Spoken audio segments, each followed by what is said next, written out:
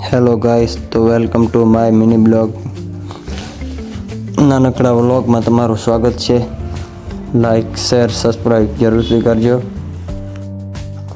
તો આજે આપણે જઈ રહ્યા છીએ ગામ ગંગોણ ભેંસોના શિંગડા બનાવવા.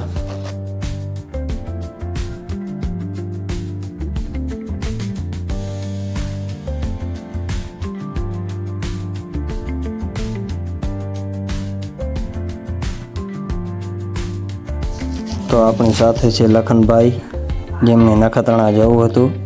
એમના માટે એમને લિફ્ટ આપી, ઉખેડા નખત્રાણા એમને લિફ્ટ આપી.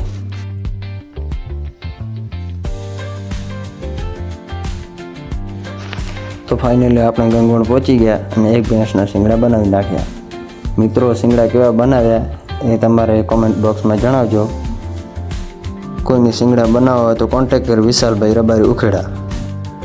તો આપણે ત્યાંથી હવે એક ભેંસના શિંગડા બનાવીને જઈ રહ્યા છીએ ફાર્મ હાઉસે.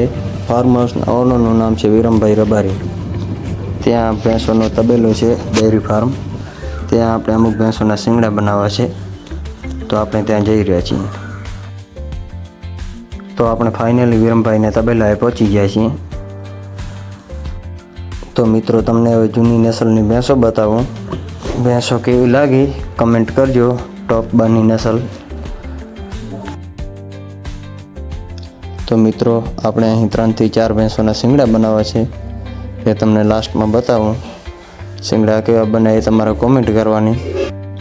કોઈ બી ભાઈને ભેંસોના શિંગડા બનાવવા હોય તો કોન્ટેક કરે વિશાલભાઈ રબારી ઉખેડા. Mobile number 83 205 15 354.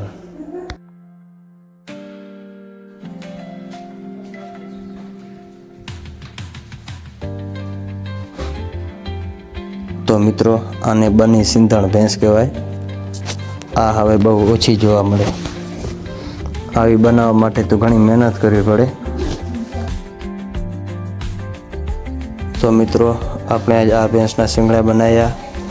પાછળ એક ખડેલી આવશે, એના પણ શિંગડા બનાવ્યા છે. તો મિત્રો, કેવા શિંગડા બન્યા છે એ તમારે કોમેન્ટ કરવાની.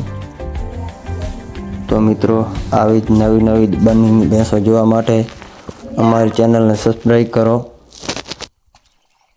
તો મિત્રો, આખા કચ્છમાં, આખા ગુજરાતમાં કોઈ બી જગ્યાએ કોઈ ભાઈને ભેંસોના શિંગડા બનાવવા હોય તો અમારો કોન્ટેક કરો વિશાલભાઈ રબારી ઉખેડા.